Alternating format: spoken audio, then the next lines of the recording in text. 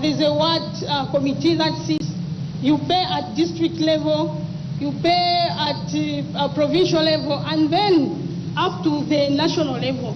The argument by political parties that this is how they also raise their funding for the party, but also it's not guaranteed that you win the nominations and the adoptions by the end of the day.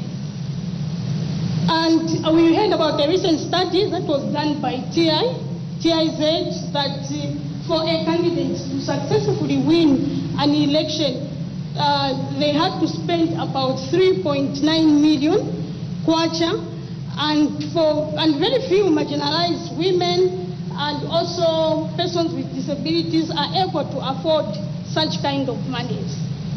And because of these challenges, the current representation of women in decision-making positions is very low. TIZ Zambia Chapter President Mrs. Priscilla Chanda made an affirmation statement to support legislation on political financing in Zambia and highlighted some of the steps to be undertaken to address barriers affecting women participation in politics.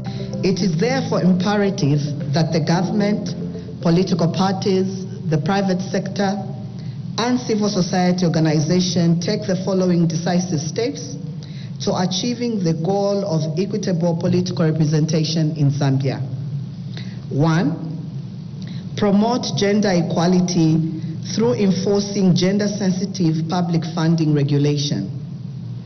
Government must ensure the availability of financial incentives that drive meaningful change in women's political participation and equip regulatory bodies with the resources and authority to monitor and enforce gender-responsive political finance reforms. 2. Political parties, civil society, and the private sector should promote capacity building for women involved in politics through establishing training programs, mentorship networks, and financial literacy initiatives to empower women in politics. Donors must also be encouraged to prioritize gender equality and support women-led political initiatives and campaigns. Number 3, government must create a conducive environment for promoting clean money in politics. This can be through various interventions, such as performing due diligence and know your donor, good practices, criminalization of illicit political financing and vote buying, closing loopholes for anonymous donations, and banning of campaign donations to political parties and candidates from foreign interests, among others. Number 4, related to the above, that is number 3, there should be a level playing field in the political arena through restrictions on donations and spending, direct and indirect public financing, establishing subsidized access to public media outlets for all political parties, at least in campaign periods. This will help to enhance women's ability to compete on a more equal footing in the arena.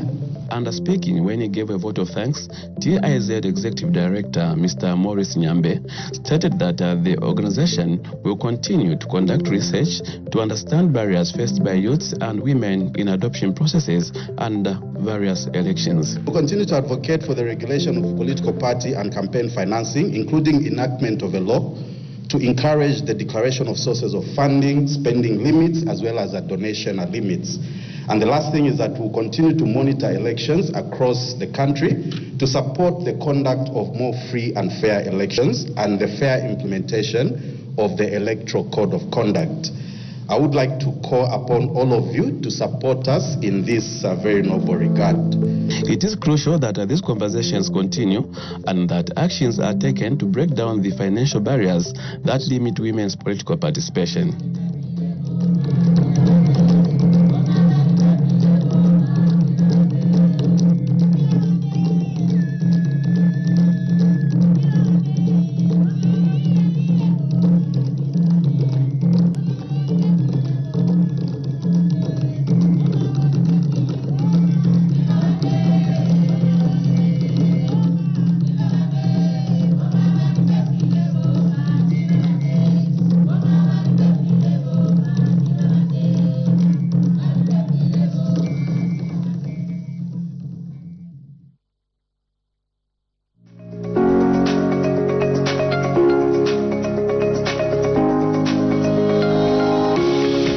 afternoon. Thank you for joining us.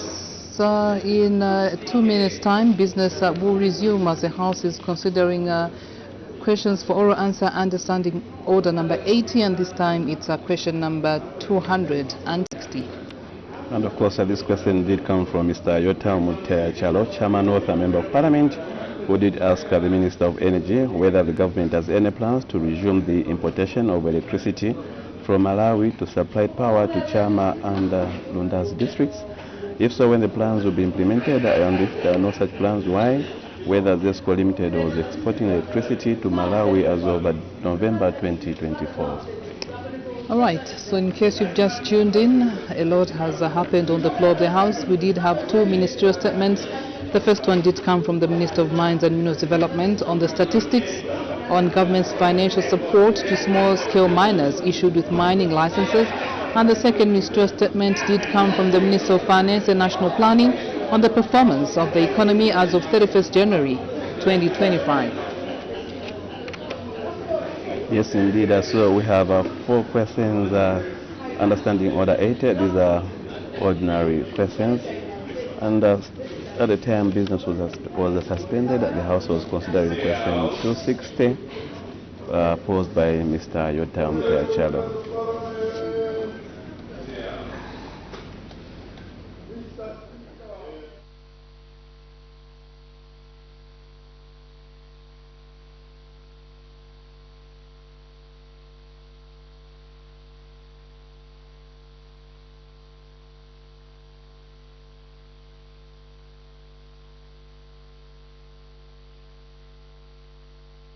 This is Parliamentary Television, the station that brings Parliament closer to you. We seem not to have a quorum yet, but as soon as the quorum is constituted, business will resume. The House is considering question 260 posed by Mr. Yota Mutea Chalo, Chairman North, Member of Parliament. All right, and the House is going to consider 4 questions for oral answer understanding order number 80. So far, the House has considered 1 question for oral answer. So we have 3 more to go, and thereafter there's going to be resumption of debate on thanks the President's address. We do expect a Kaumbwe Member of Parliament, Dr. Mwanza, to finish off his debate. Yes, indeed. So this is the motion of 4th March 2025, which was moved by Mr. Sunday Chanda, Kanchiwia Constituency Member of Parliament, that the thanks of this Assembly be recorded for the exposition of public policy contained in the President's address. And the motion was seconded by Mr. Lusale Simbao Lwansha, Member of Parliament.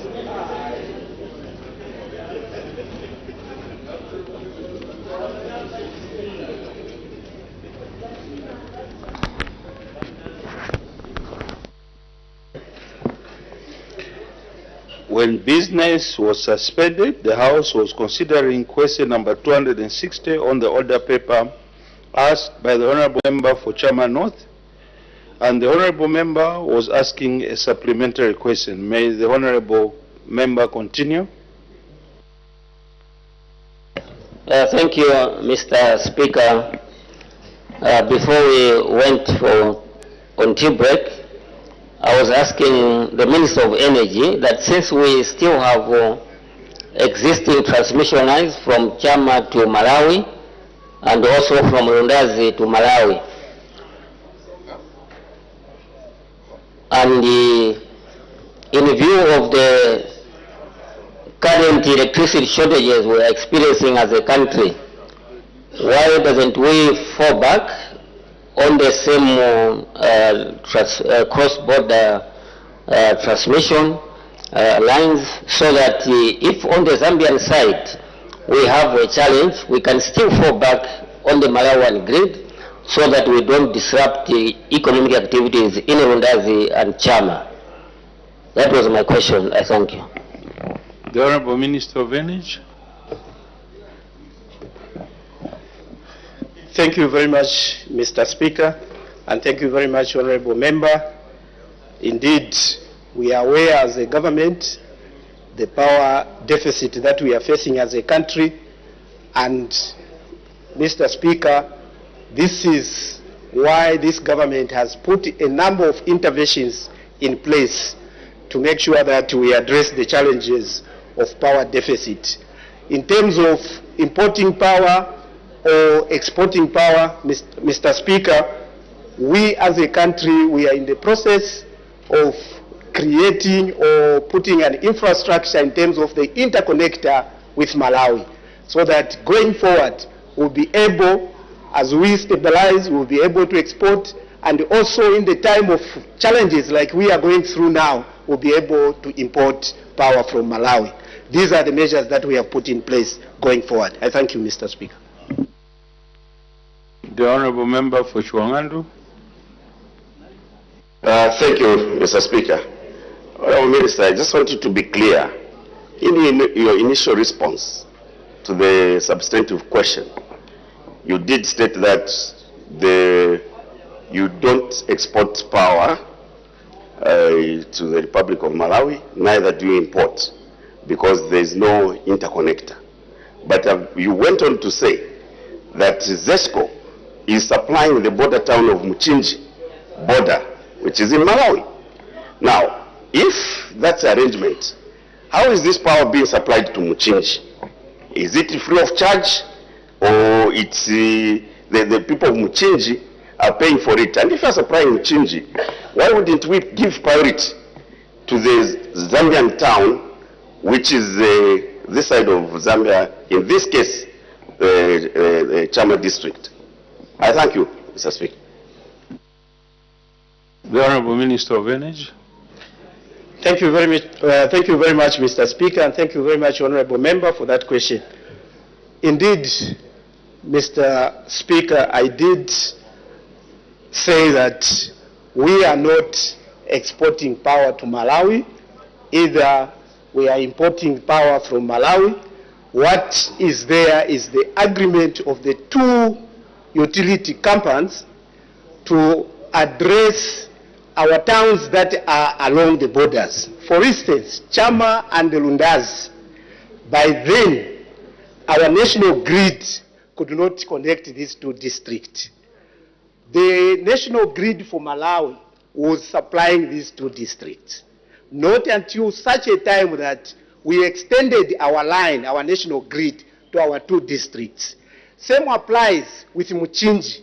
Muchinji is not connected to the national grid of Malawi. Us who are closer to Muchinji town, we have supplied Muchinji town with our power. And in terms of whether they are getting that power free or not, Mr. Speaker, the people who are being serviced by our national grid in Muchinji, they are paying for that power. But of course, a little bit high. Now, in terms of why I said importation or exportation, you can only describe importation and export and exporting when you are talking of national grid to the national grid. That's when you talk of export and importation. This arrangement which is there is cross-border supply, the way we supply Kasani, and these are the arrangements that have been put in place by our utility companies. I thank you. The Honourable Member for Chama North. Thank you, Mr. Speaker. Thank you, Minister. Minister, currently, I think you are aware that there is stability of supply in Malawi. Malawi used to have a very, very serious electricity crisis, which has now normalized. So I think the people of Lundazi and Chama are merely asking to say, since we have already existing transmission lines from Lundazi to Malawi and from Chipata to Malawi. So when the 132 transmission line, which Chama and Lundazi are fed from, if we have a challenge on the Zambia national grid, why don't we fall back? Since we already have existing lines already there, why can't the government consider that we fall back on Malawi, since Malawi now has a stable power supply? That is our question, Honorable Minister. The Honorable Minister of Energy. Thank you, Mr. Speaker, and thank you, Honorable Member. I do understand the concern of the Honorable Member, but you must understand that I did mention that we are in the process of putting infrastructure in place so that in the event like we are going through this difficult time, we'll be able to import power from Malawi.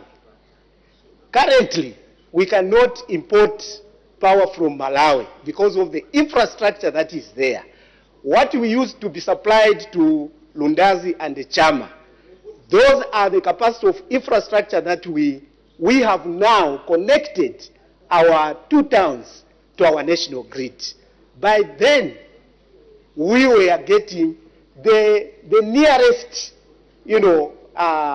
grid from our counterparts who are the Malawi. So this government is putting an interconnector going forward that once country again falls in the same trap, we'll be able to import to countries that have got sufficient or extra power to supply to other neighbors. These are the same thing we are doing even with Tanzania interconnector. Those are the same things we want to do with Angola. Those are the same thing we want to do with Mozambique to make sure that going forward, this country will not fall in the same trap that we are. It's a matter of putting up infrastructure that will support the importation of power. I thank you. The Honorable Member for Serenza. Thank you, Mr. Speaker. Honorable Minister, thank you for your answers. But just to complement what Honorable has been talking about, most of the transmission lines in Zambia are radio circuits. We don't have ring circuits on the 330, the 132, and the 8. So now when you look at redundancy, like the way he was asking, when you look at redundancy, in case there was a major fault, like what happened previously on the Pensulo transmission line, you will find that people are staying, for example, we almost stayed like 13 to 14 days without power. I think that's why they're asking, why can't you put that line from Malawi as a redundant circuit so that in case of emergency, we fall on it? Thank you. The Honorable Minister of Energy. Thank you, Mr. Speaker, and thank you, Honorable Member. Mr. Speaker, this is the more reason I've said that, one, we need to look at our transmission lines. We need to improve the capacity of getting such kind of power. And also, I've mentioned that before Lundazi and Chama were connected to the national grid, we used to get power from ESCO. Now, ZESCO is a utility which works and looks at how we manage and operate those lines. So according to the experts, the lines that were servicing Chama and Lundazi were quite expensive, because you may wish to note that during the same time we were getting power from Malawi, we were even running the genset on diesel, but we had that lines. So it is quite expensive for a utility to keep on those lines you are talking about. Hence, this government now is looking at a broader picture in terms of trade, where we need now to put an infrastructure in terms of interconnector with high voltage that can connect this country. I thank you, Mr. Speaker. Next question, the Honorable Member for Siavonga. Thank you very much, Mr. Speaker. Mr. Speaker, your people from Siavonga are asking the Minister of Local Government and Rural Development question number 261. The Honorable Minister of Local Government and Rural Development. Thank you very much, Mr. Speaker. Mr. Speaker, Mr. Mulunda, the MP for Siavonga, is asking the Ministry of Local Government and Rural Development at A, whether government has any plans to rehabilitate township roads in Siavonga district. At B, he wishes to know, if so, when the plans will be implemented. At C, he wishes to know what the estimated cost of the project is. And at D, he wishes to know, if there are no plans, why. Our response, Mr. Speaker. Government has got plans to rehabilitate township roads in the Siavonga district of Southern Province.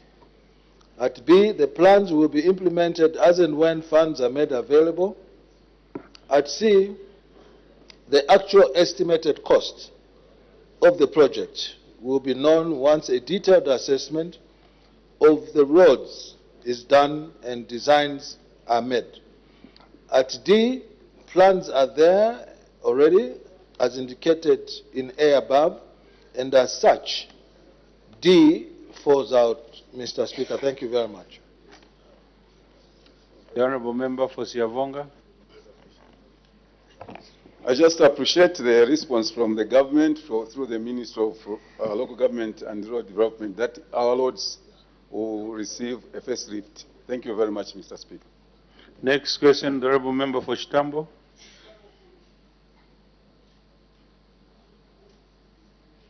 The Honourable Member for Chitambo, if he's not here, the question elapses.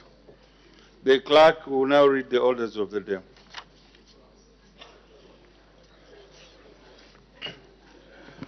Thanks. The President's address, motion of 4th March 2025, the resumption of debate.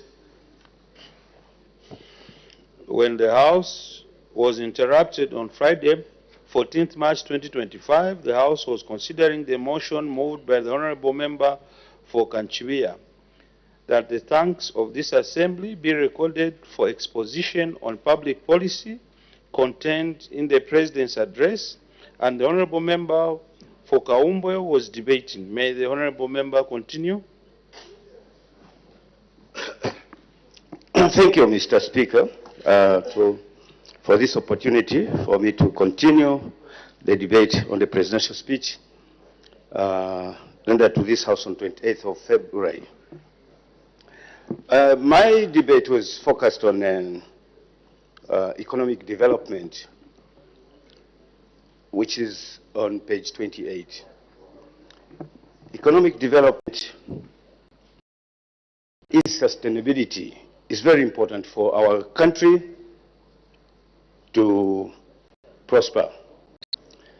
In the event of climate change, drought, and the debt burden that the country has, it has led to effects such as threatening national food security, also energy crisis, water crisis, also including our biodiversity, deforestation, so on and so forth.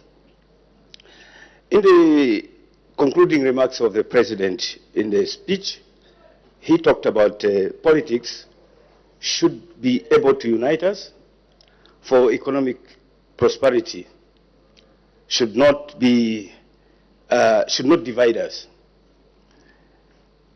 It is, I remember very well, there was a motion by the Honourable Member of Parliament from Mr. Kafwaya, so that we find a common solution about the economic challenges facing our country, basically the cost of living.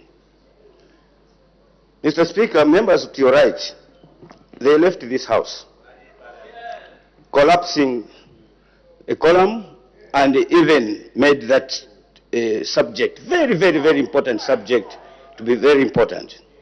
But here is the President comes to this House to offer solutions which were supposed to be offered by members of to your right as well as to the left on the increased cost of living.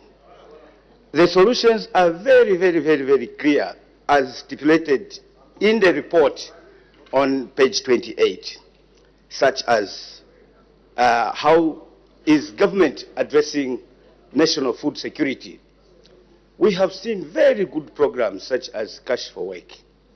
A lot of social welfare programs are available to members of the community for the community to at least have some money to put food on their table.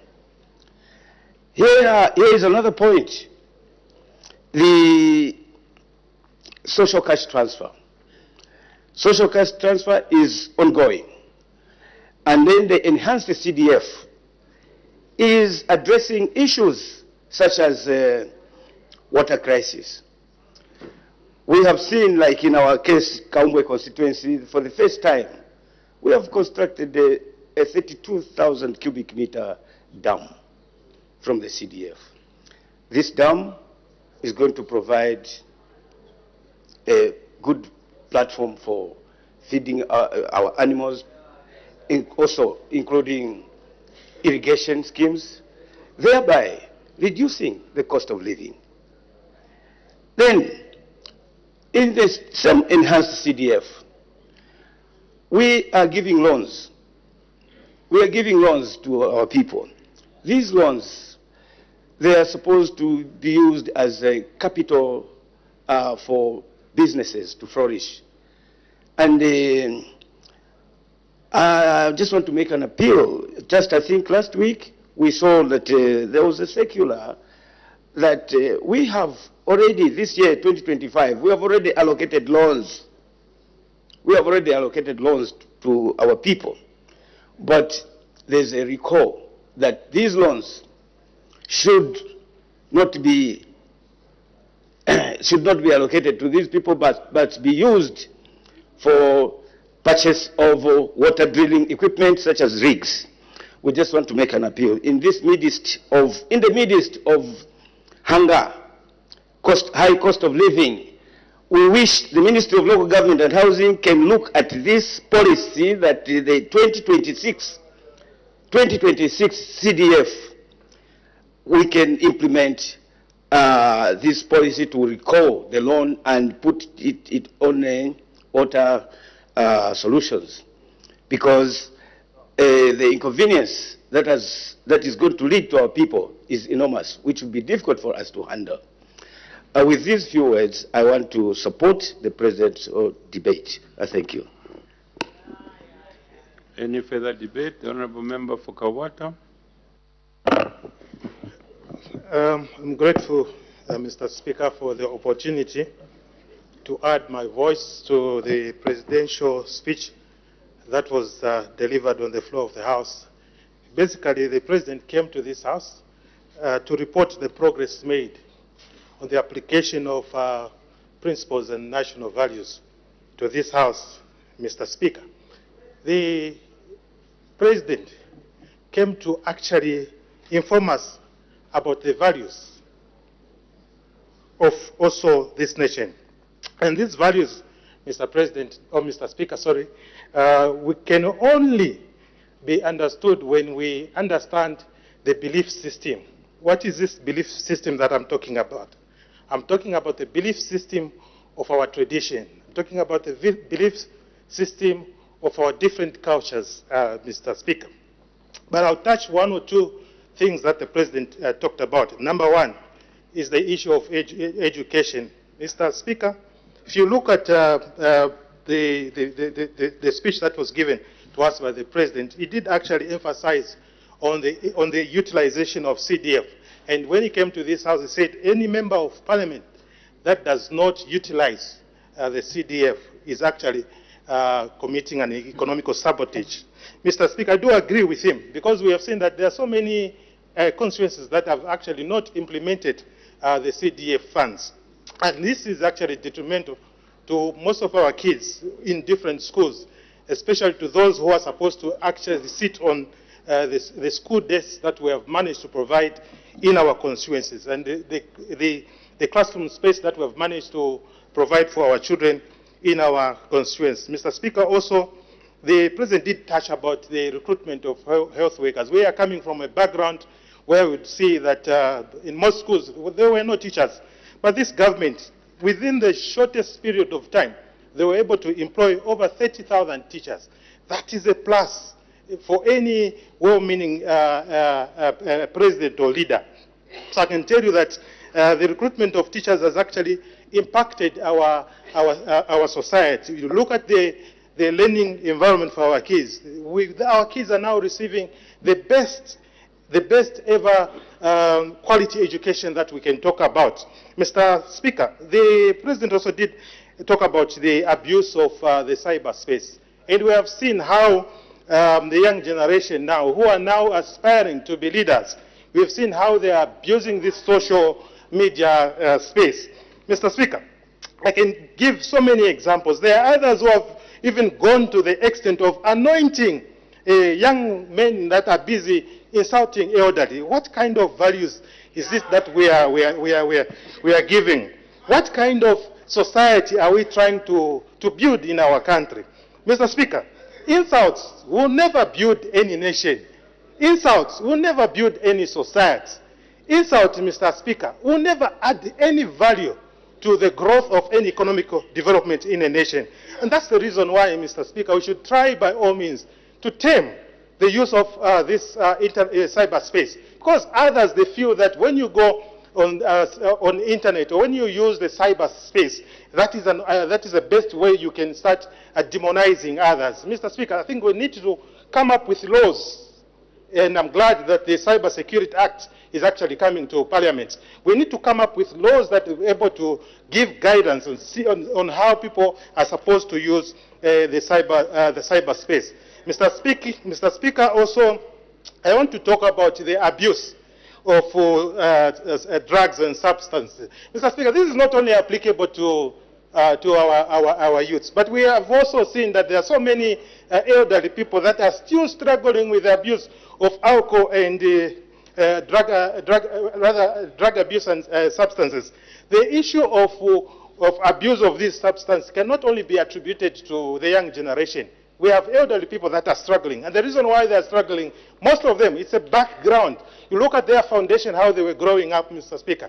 They never had any mentor that could actually speak into their lives. And that's the reason some of them we are seeing this. Look at what is happening to the boy child, Mr. Speaker. Every time we hear of people propagating about education, they talk about a girl child. They leave out a boy child. Today, a boy child is the one that you find in prison. Today, a boy child is the one that you find on the streets of Lusaka asking for arms. Today, the boy child is the one that you hear on the street of Lusaka that he has been gunned down by the anti-robbery squad. So we need to do a lot on the issue of the boy child. I'm one of those that are actually propagating, Mr. Speaker, to ensure that a boy child is given the best education. A boy child is provided with all the necessities that he needs to have. Mr. Speaker, today, if you look at most of these financial institutions that we have around, most of the top cream that we have as managers or managing directors are women. What about a boy child? Why is it that we have neglected to build the foundation of a boy child? Mr. Speaker, it is for this reason that I'm calling upon even the Ministry of Community and Social Development, together with the Ministry of Education, to ensure that a boy child is actually given the best foundation so that they can start building their lives. We need to balance up. You can't just look at a girl child and leave out a boy child. This is society. I can tell you that if we just concentrate on the girl child, in the next coming years, the girl child would want to get married, and the society that is going to find junkies, and those are the kinds of men that will be available. And it will be so difficult, Mr. Speaker, for the two to start interacting and actually agreeing so that they can get married. So it is for this reason, Mr. Speaker, that I urge those that are in authority to ensure that the foundation of a boy child is actually cemented. Mr. Speaker, with these few words, I want to say the people of Kawata do support the speech of His Excellency. I thank you. The Honourable Member for Mwandi.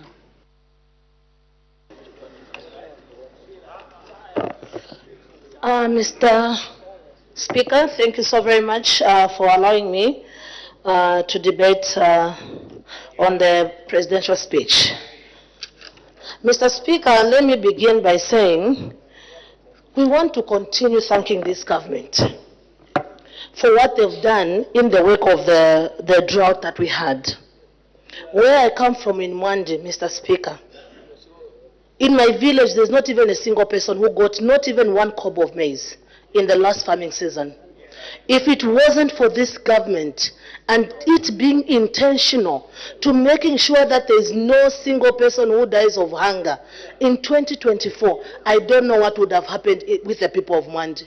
They introduced the emergency social cash transfer and the cash for work. That has made sure that it helped us in our province, in our constituents. And in addition to that, Mr. Speaker, let me add that if schools were still paying for schools, in addition to the hunger that we had, we would have gone back to a situation where we would have sent back more than 2 million kids back on the streets.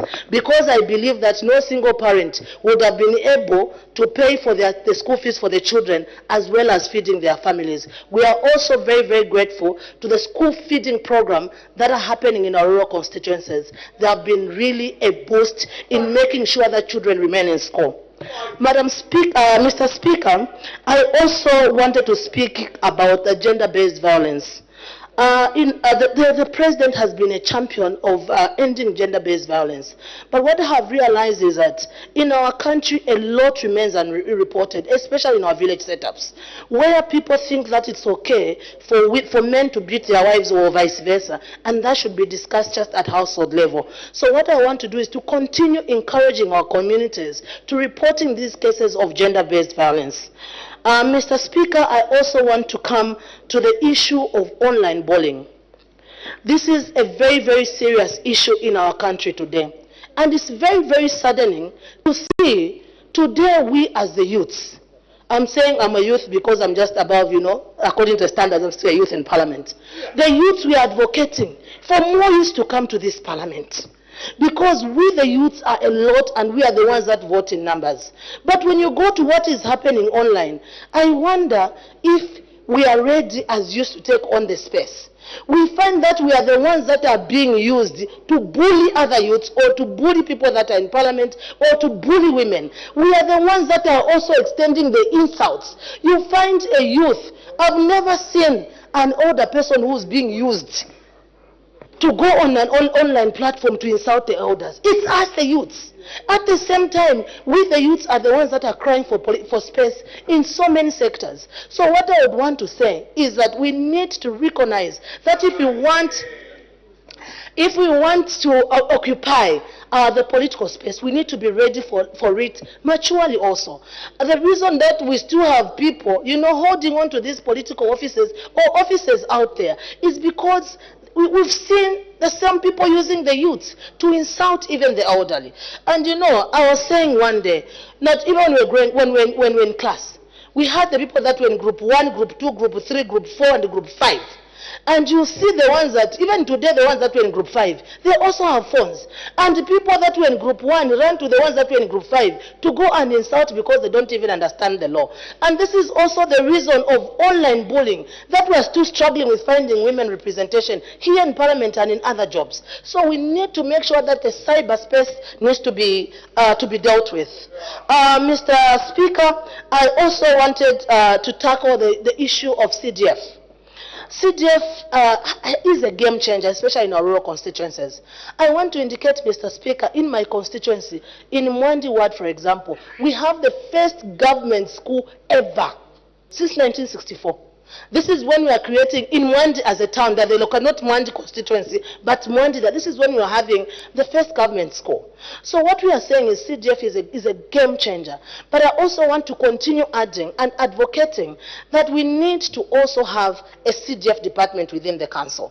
Why do I say so? There is a lot, the council workers are so overwhelmed. In as much as we have this CDF that is working so well, I think it's important for us to have a dedicated CDF department that is going to make sure that they are only dedicated to CDF projects. Because the money that we have in the constituencies is so much. Otherwise, CDF in our rural constituencies, Mr. Speaker, is a game changer to making sure that that woman doesn't have to walk for 20 kilometers to access maternity, and and that girl child doesn't have to walk for 20 kilometers for them to access a school. Mr. Speaker, I also wanted to speak to the issue of alcohol abuse and also relate it to online bullying. Usually you realize that the people that go online and do these things are people that have been fed with this alcohol, and usually those are the youths that are being used by us. Some of these youths are used by us politicians. When our children are in school studying, we are going to other people's children, giving them alcohol and making sure that they can occupy the space and insult people. We are the ones that are doing this deliberately to making sure that we can, tarnish the image of other children, other people's children. So in future, when we want to see youths insulting on behalf of other people, let them use their children. We want to see there are children going to those online platforms and insulting, then going to the vulnerable that are not educated, that don't even understand the law, and we target them, and we see politicians standing behind those people and giving them, encourage them to continue doing so. We want to see your children. If you are standing behind a youth who's insulting, bring your child there so that your child can be the one that is insulting.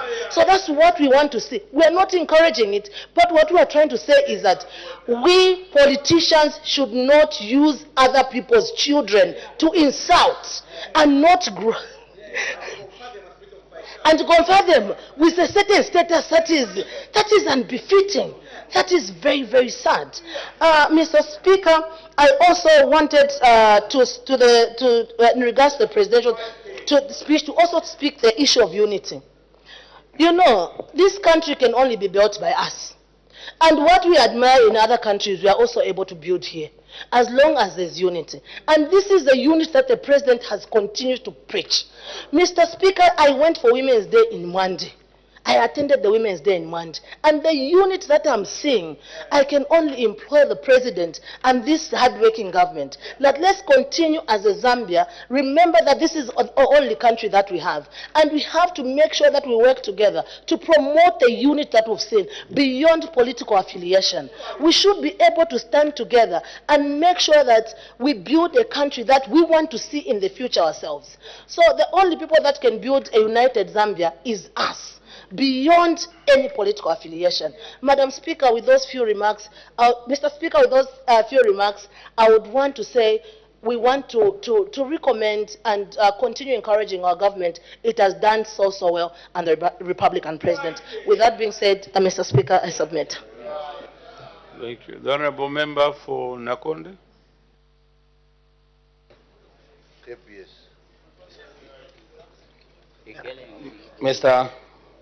Mr. Speaker, thank you very much. Mr. Speaker, to start with me, I've got 4 speeches that the President of this Republic has addressed this House. And to start with, there is not any progress that I've seen, starting with the speeches itself. When you look at the speech for 2022, it's the same as that of the speech for 2023. It's the same as that of the speech for 2024. And it's the same as that of the speech for 2025. So, Mr. Speaker, I'll use any of these because the information is the same.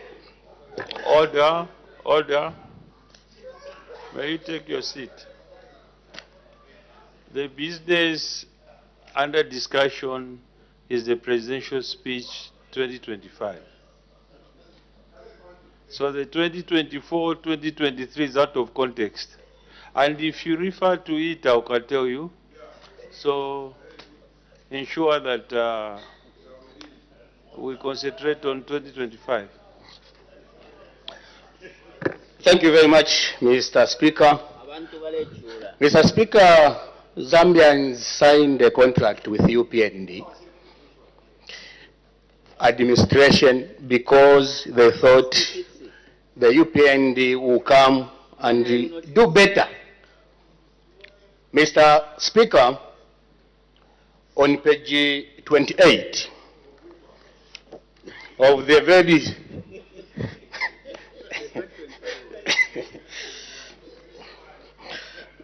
on page 28, Mr. Speaker, I was expecting the President to come and give us the solution, because in opposition, they had all the solutions.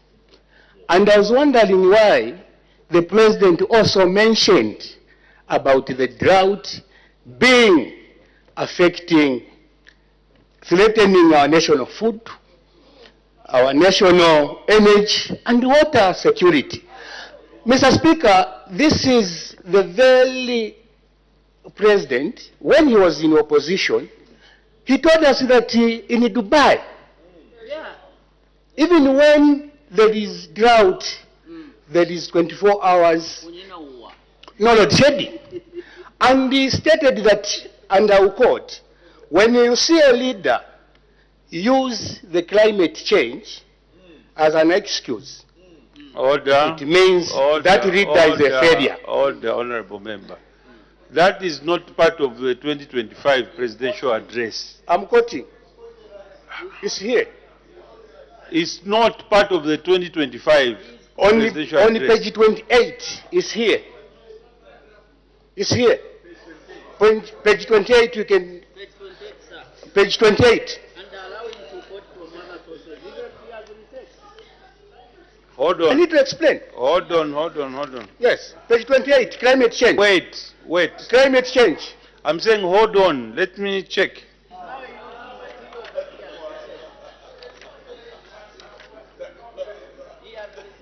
Let me check. Paragraph what? Sustainable development. Paragraph 2, climate change. You can read, Mr. Speaker. Wait. There's nothing like that, paragraph 2. Honorable member, I told you to be serious. Mr. Speaker. For you trying to mislead the House, I'm on the climate change. May you take your seat. Next member, honorable member for Sinazongwe. No, I'm very serious. May I'm very you serious, take your Mr. Speaker. seat. I'm very serious. May you take your seat? Yes, I'm serious. May you take your seat, honorable member. No. I won't allow, which you know, I will just end up naming the two of you. Okay.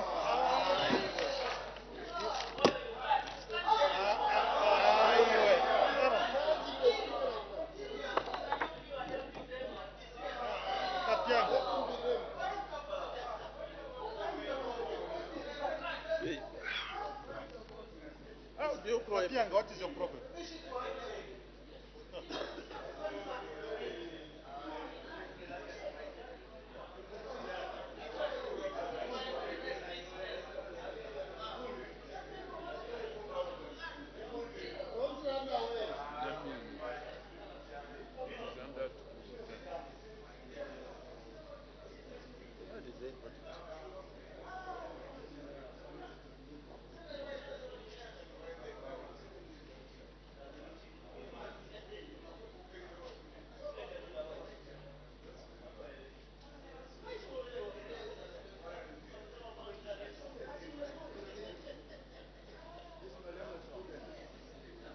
Order.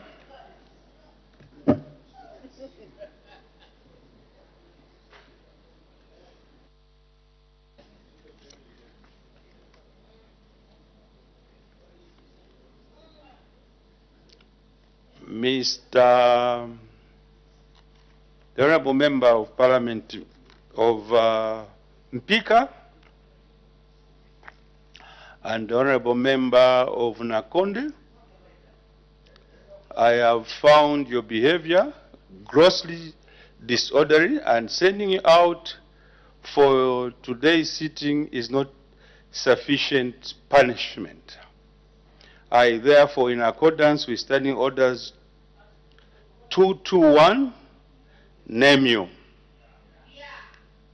I then suspend business for 10 minutes.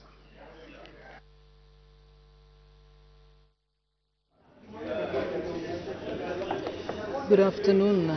You are watching Parliament television, and business has been suspended for 10 minutes as the second Deputy Speaker has actually named two members of Parliament, for Nakonde and Pika, that's Mr. Francis Kapyanga and Mr. Lucas Simumba, respectively. And so, after 10 minutes, we do expect the second Deputy Speaker to come back with a decision regarding the naming of the two members of Parliament from Nakonde and Mpika. And so, resumption of debate on thanks the President's address is actually, taking place here on the floor of the House. And before the second Deputy Speaker named the two members of Parliament, Nakonde, Member of Parliament, was actually adding his voice to the presidential address. And so we do expect more members of Parliament to actually continue debating the President's address.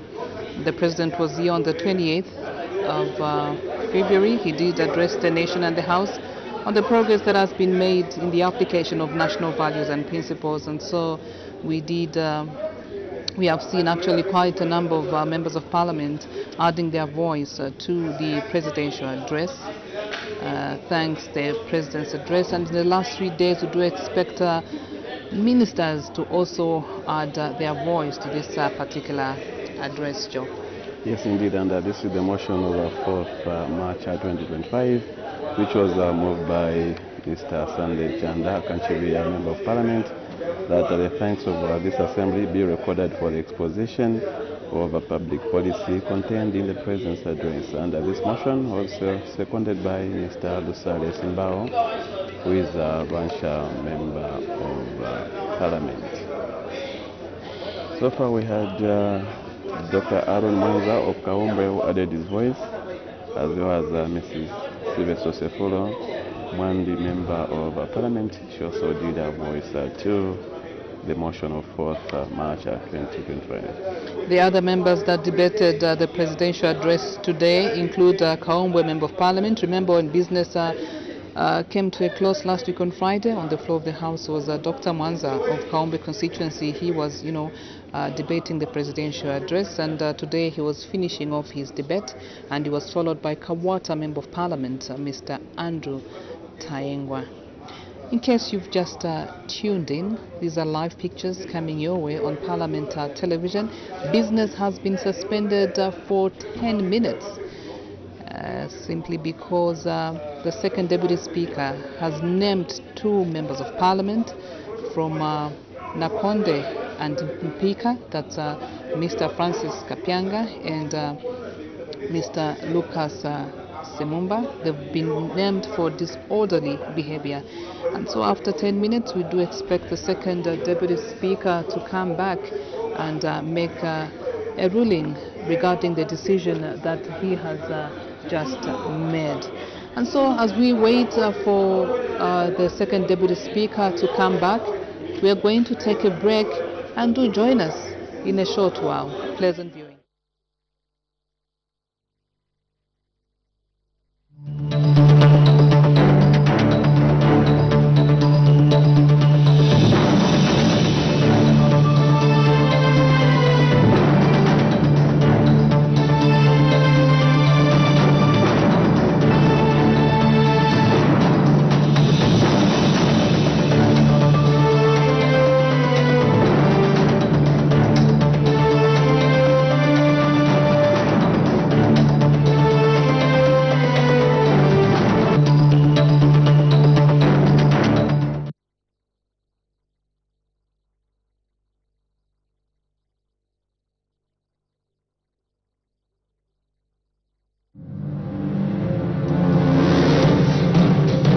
Zambia, a jewel in the center of Africa.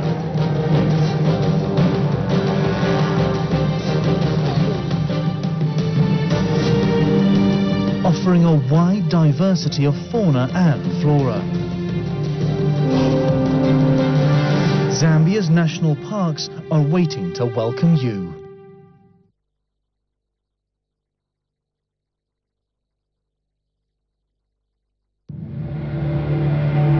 The Luangwa River is the lifeblood of the South Luangwa National Park. In the dry season, Inland pools and lagoons dry up, and the river remains the only permanent source of drinking water in the valley. A wide variety of grazers are forced to share the riverbank, in an uneasy truce with the resident predators. For tourists, these extreme conditions offer one of the greatest concentrations of game in all of Africa. In addition to antelope, the park is well known for its huge herds of elephant and buffalo. South Luangwa National Park can also boast of the highest number of hippos per square kilometre in Africa. As the river recedes, these giants jostle for space in the deep water. And when disaster strikes, reptilian scavengers are more than ready to capitalize on the feeding opportunities. But crocodiles are not fussy eaters and will happily join the numerous water birds in cross-species fishing parties. Pelicans, storks and herons exploit the shallow water for an easy meal. If the action dries up at the pools, there will be plenty happening at the riverbank, where the vividly coloured carmine bee-eaters make their homes.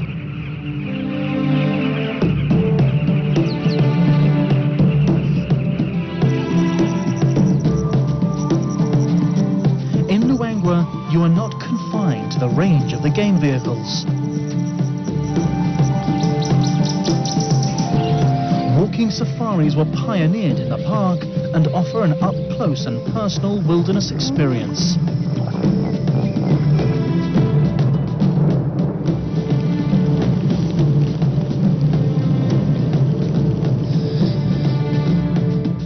When the rains arrive, the Luangwa Valley is transformed. Although largely inaccessible to visitors, it's a boon time for the animals that can leave the crowded river for private inland sanctuaries.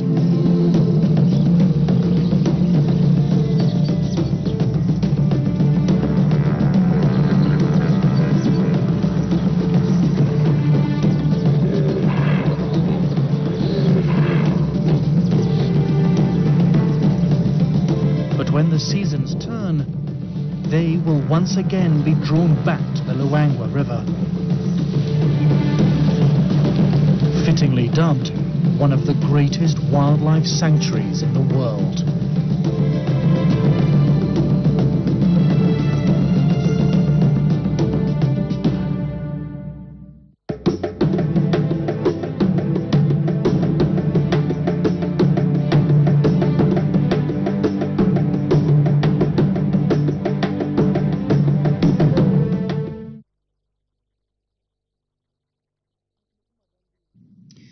Would like to inform our Parliament Radio listeners that Parliament Radio will be off-air in all parts of the country apart from Lusaka, parts of Luangwa, Mazabuka, Monze and Kaweruro starting on the 20th of March 2025.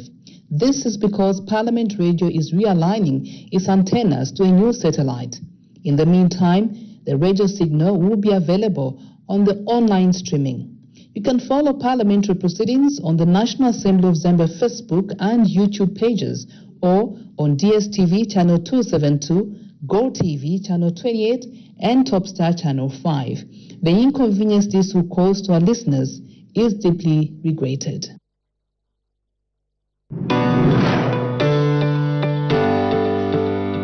Parliament is open to members of the general public who may wish to undertake familiarization tours of Parliament buildings, either in groups or as individuals, or to attend sittings of the House or parliamentary committees.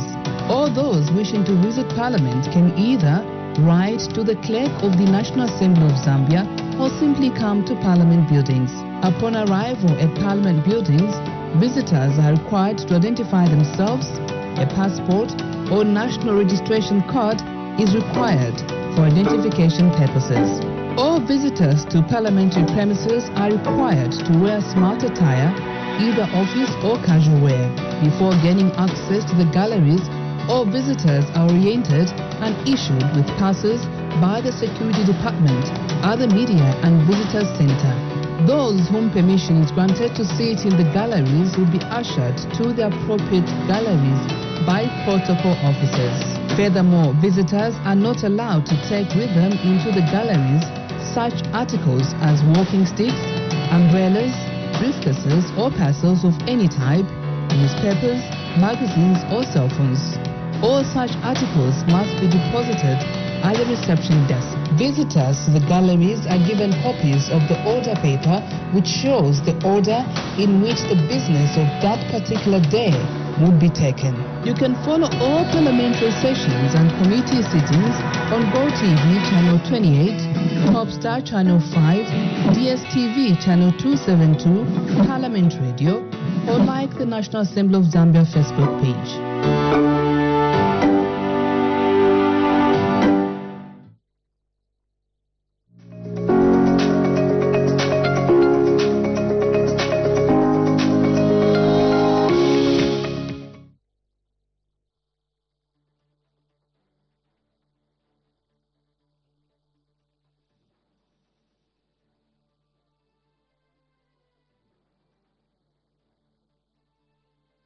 Suspended for 10 minutes. The second deputy speaker suspended the business for 10 minutes. We do expect business to resume in a few minutes from now. And so the second deputy speaker has named two members of parliament from Nakonde and Mpika. That's Mr. Lucas Simumba of Nakonde and Mr. Francis Kapyanga of Mpika. He named them for disorderly conduct. And so we do expect the second deputy speaker to come back with a ruling regarding the naming of the two members of parliament. And so we do expect business to resume in a few minutes from now, as members of parliament are currently debating thanks the president's address, as the president addressed the House on the 20th of February on the progress made in the application of national values and principles. And so we expect more members of parliament to continue debating the presidential address. Yes, indeed.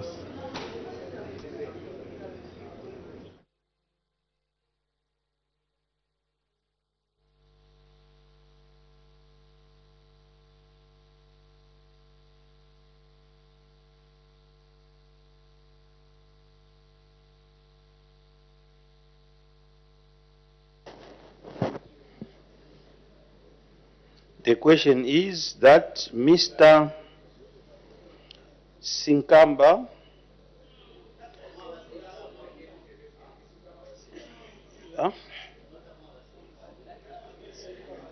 or Mr. Simumba and Mr. Kampyanga be suspended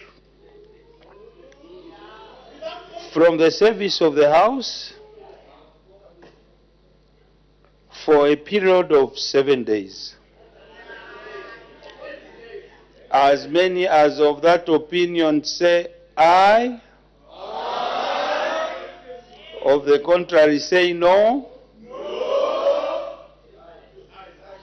The ayes have it. The question is resolved in the affirmative.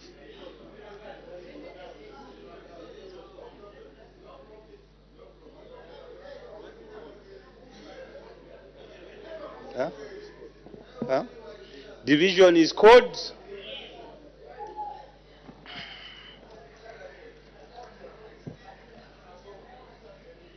Ring the bell for 4 minutes.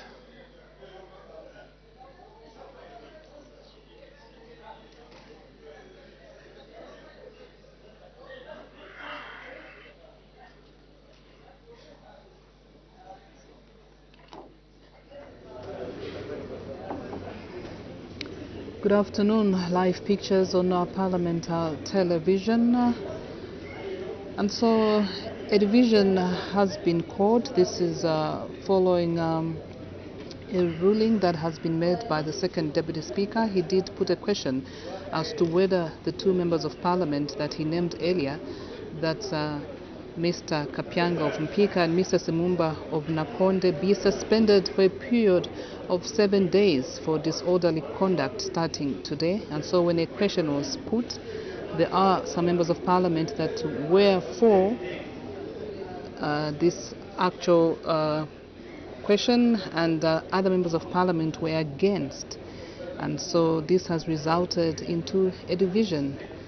Simply put, members of parliament are actually going to vote in the next 4 or 5 minutes. They will vote whether the two members of parliament be suspended or not. And so the bells are ringing, calling upon members of parliament that are outside and not in the chamber. The bells are ringing so that members of parliament that are outside can actually come into the chamber to vote when that time comes in the next 4 or 5 minutes. So in case you've just joined us, the second deputy speaker has named 2 members of parliament for Nakonde and Mpika. That's Mr. Francis Kapyanga of Mpika and Mr. Lucas Simumba of Nakonde. They've been named for disorderly conduct, and a question has been put by the second deputy speaker whether these 2 members of parliament should be suspended or not. And so other members of parliament are for the suspension, others are not. And so a division has been caught, and so we are waiting for 5 to 10 minutes for voting to be conducted. As you might be aware, voting will be conducted electronically. Yes, indeed. Just our viewers, motion is a motion of thanks, which was moved by Mr. Sunday Chanda Kanchivia, Member of Parliament, that the thanks of this Assembly be recorded for the exposition of public policy contained in the President's address. Remember, the President did update the nation on the application, on the update made in the application of our national values and principles. That was on 28th February. And the members of Parliament have been debating this motion. So this motion was seconded by Mr. Lusale Simbao. He's a Vansha member of Parliament. So today we had Dr. Aaron Mwanza, Kaumbe, member of Parliament. He did add his voice to the motion. We also had Mwandi, member of Parliament. Mrs. Veso Sefulo also debated. And so we await for the next few minutes for members of parliament to actually cast their vote electronically. The second deputy speaker has named 2 members of parliament for Nakonde and Pika for disorderly conduct. And so when he put the question as to whether the 2 be suspended, some members of parliament were for the suspension, others were not. And this has led to what is going to be happening in a few minutes from now.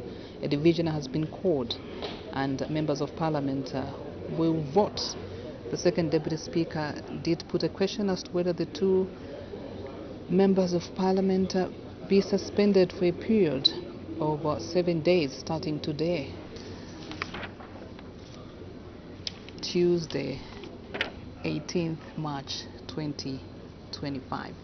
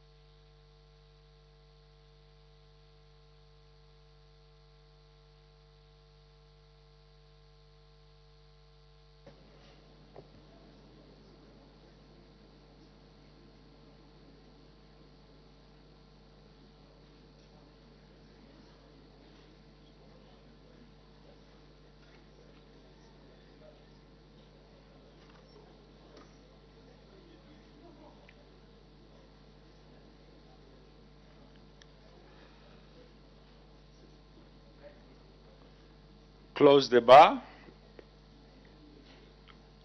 clear the lobbies and lock the doors.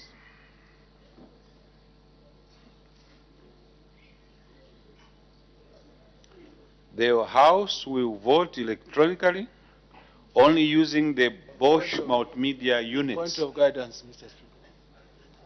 On a point of guidance, Mr. Speaker. On a point of guidance, Mr. Speaker.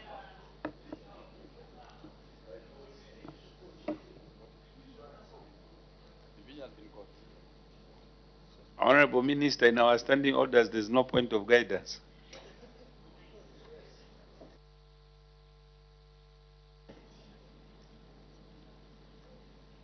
Point of order, Mr.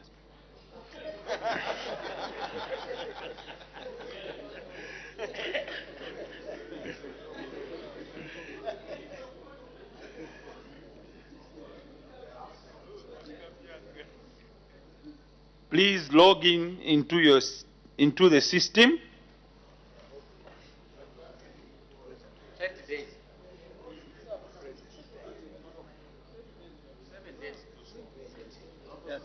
Present, yes. When you hear the paging sound, the vote has opened. And the voting screen is displayed on your microphone unit. Yes. Select the present key. We are exchanging our party colors. On the top right side of your screen, you will see the words, "Please cast your vote." Select one of the options, yes, no, or absent. Once you've selected one of the options, you will see the words, "Vote has been cast," on the right side of your screen.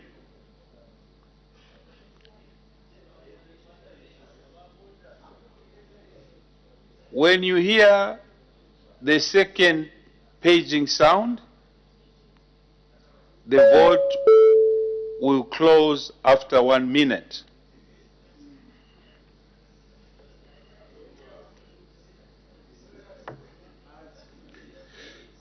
You have just voted.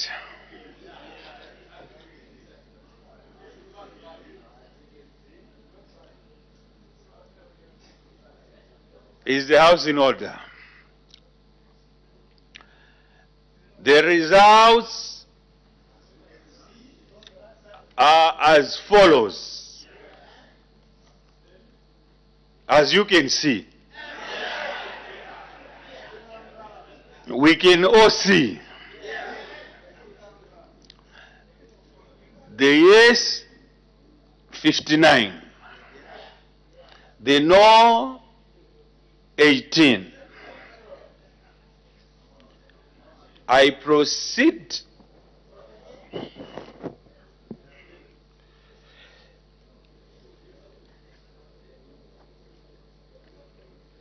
Mr.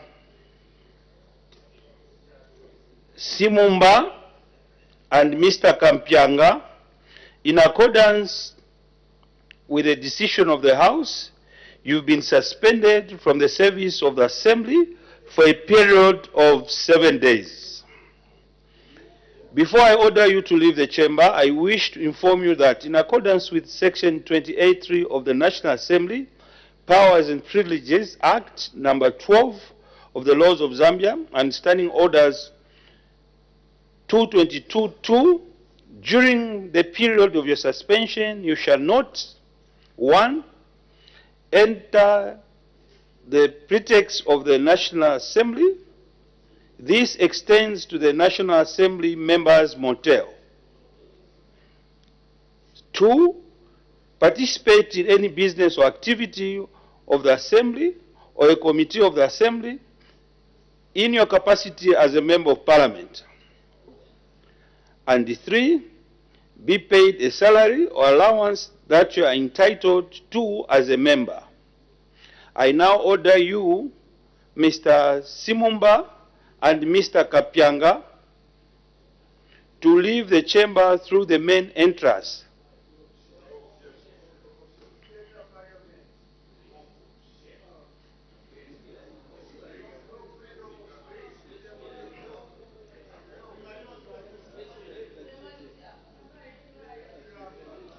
Yes.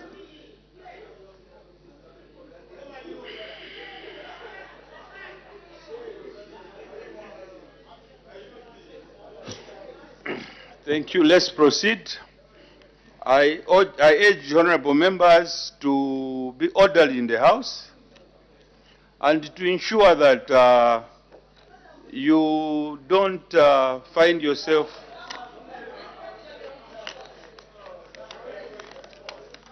as you leave the chamber, ensure that you don't distract the business of the House.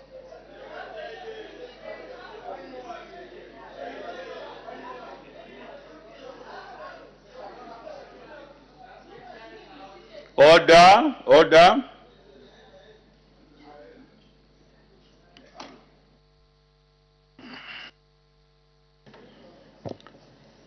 Let's proceed with the business. Point of order, sir. The honorable member that was in the floor has gone.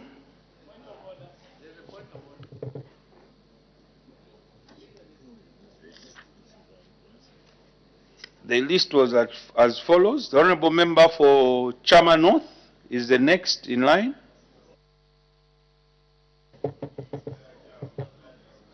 Point of order, sir. Thank you, Mr. Speaker, for affording me this opportunity to say some few words on the presidential speech. Point of order, Mr. I think I'll quickly go to page 14. Point of order. Page 14 and page 17. Sorry for interrupting you, the honorable member. There's a point of order by the honorable Minister of Local Government and Rural Development.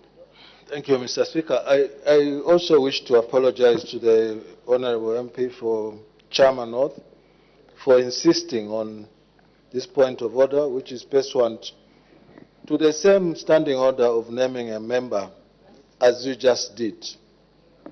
Mr. Speaker, I have been here for a long time, and for the very first time, I've actually had a brand new experience of what has just happened due to gross misconduct of two of our colleagues.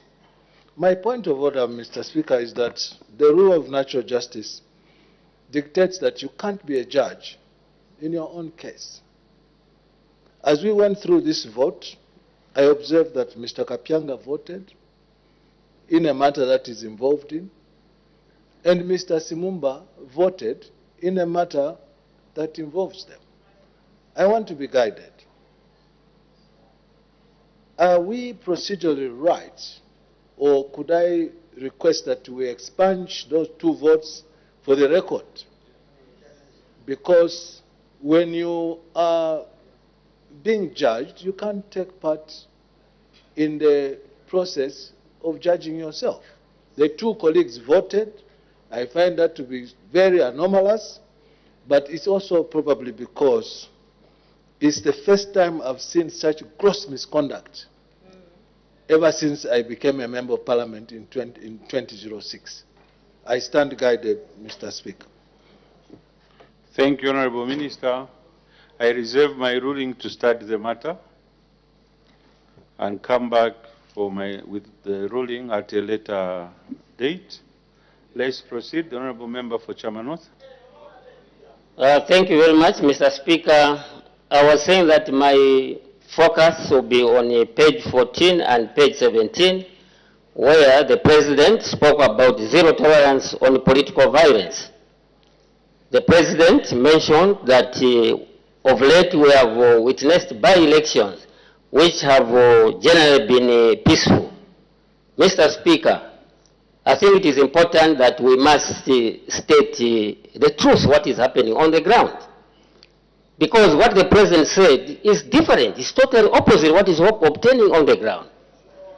And if we continue at the same trajectory, this is what happened even in the past, where we saw cases of political violence and leaders decided to turn a blind eye. At the end of the day, violence became an order of the day. Mr. Speaker, political violence must not be tolerated, must not be allowed to lay its ugly face, whether it's coming from the Patriotic Front, UPND, Socialist Party. We must condemn in strongest possible terms. We are not in the Stone Age. We are not in the era of Zinja Thropas, Nutcracker, where we must be fighting each other when there are by-elections. I am a living testimony myself. I was in Kawambwa, I was in Petauke Central.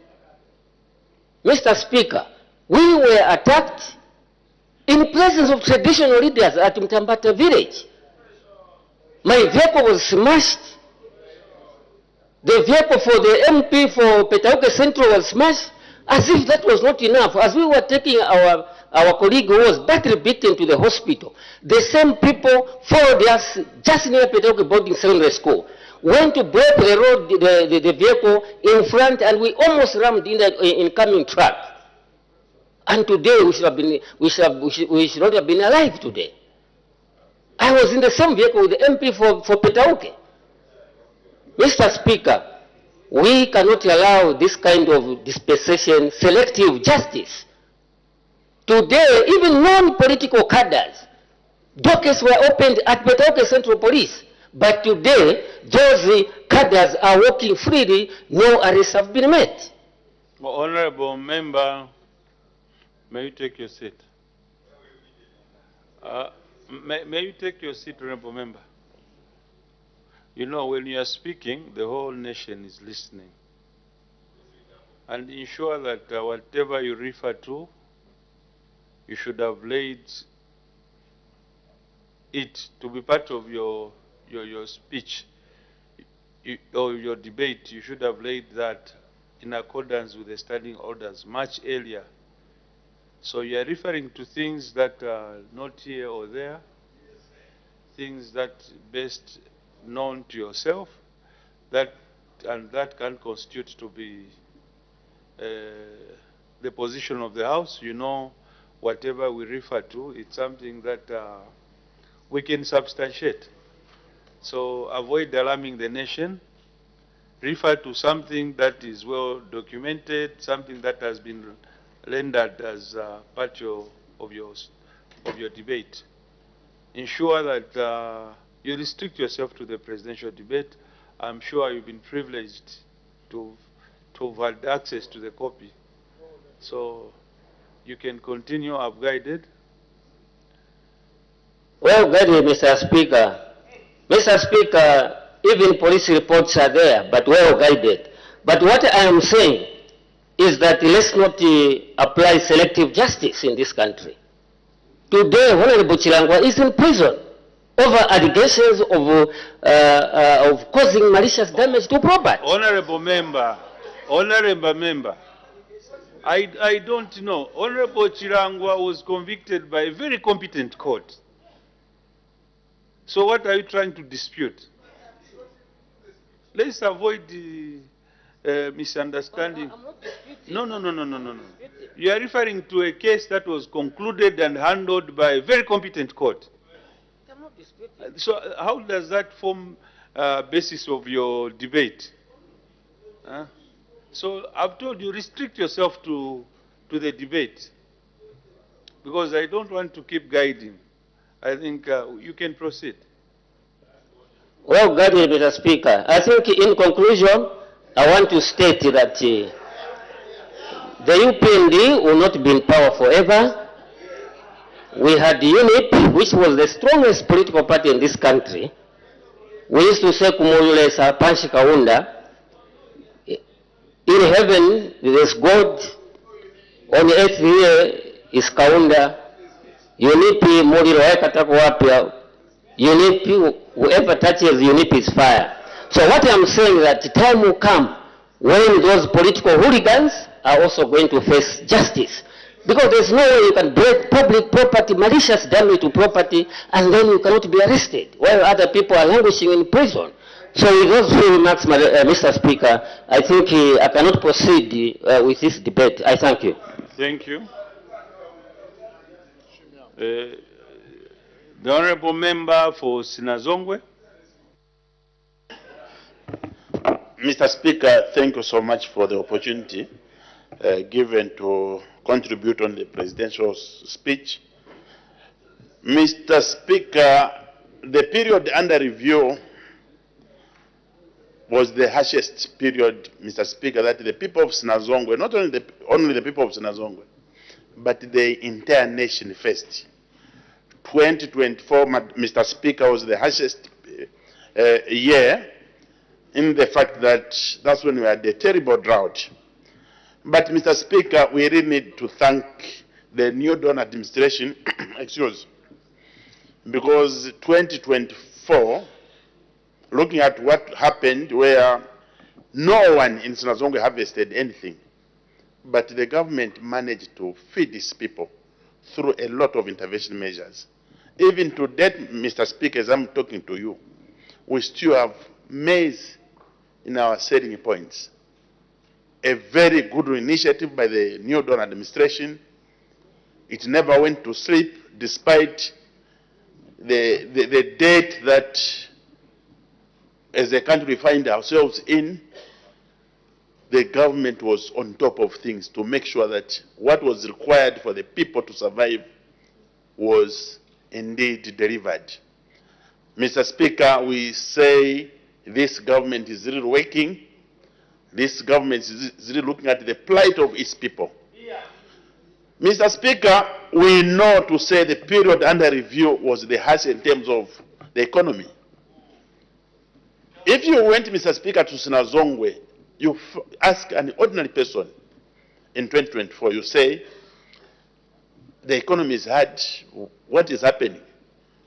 An ordinary Sinazongwe person will tell you, Mr. Speaker, to say, yes, things are hard because we never harvested. Things are hard, Mr. Speaker, because there was no rain. Because the people of Sinazongwe do not believe in handouts, Mr. Speaker, they believe in hard work. This time around, Mr. Speaker, if you went, they'll be telling you to say, this time we are going to harvest because God has given us rains. We need to know when things can be better and when things can be bad. You don't expect to have a better cost of living when there was drought. You don't expect to have a good cost of living when you are in a lot of debt. This government, Mr. Speaker, under the able leadership of the President, Mr. Hakainde Hichilema, they have made sure that the debt is restructured.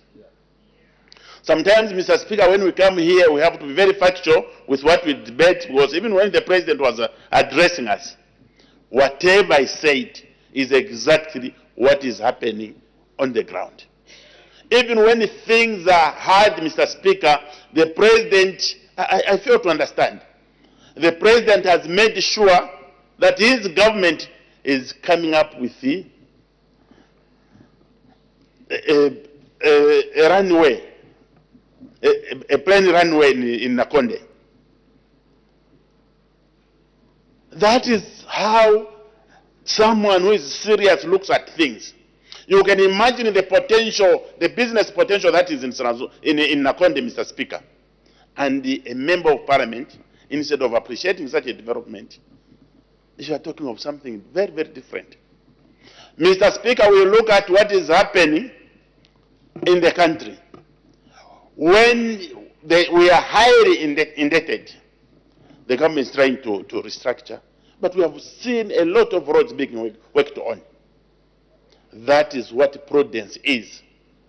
There is literally nothing that, Mr. Speaker, you can subtract from this government. Looking at the social cash transfer, looking at the cash for work, looking at the community sale points that have been increased, looking at so many, even the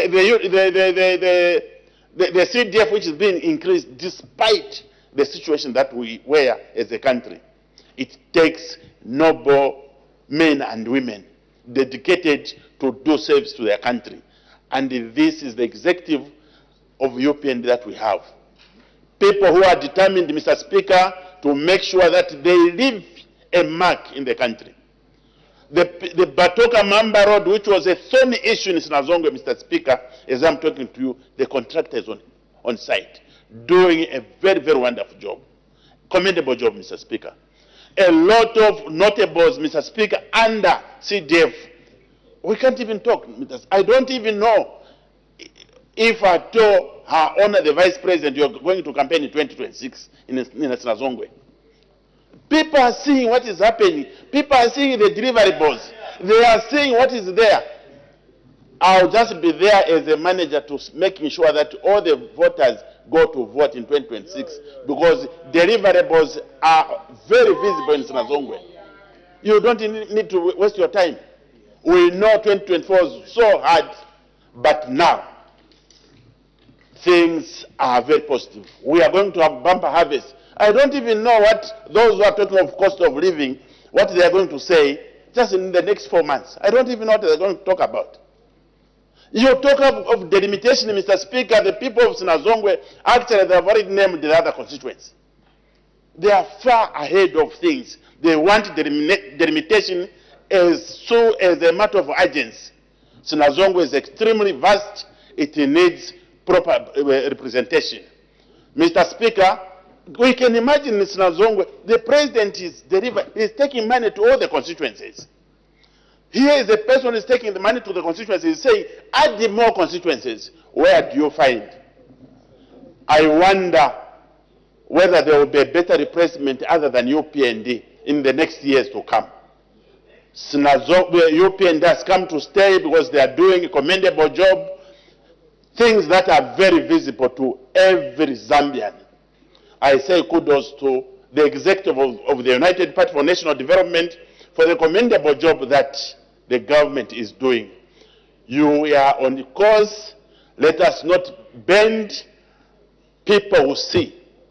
The mines that are being opened in Sinazongwe, Mr. Speaker, there are a lot of mining activities. A lot of thermal plants are coming up. In the next 4 or 5 years, Mr. Speaker, I can assure you that there will be no load shedding in Zambia because intervention measures that this new Dawn administration, under the able leadership of His Excellency the President, what they have done is highly commendable.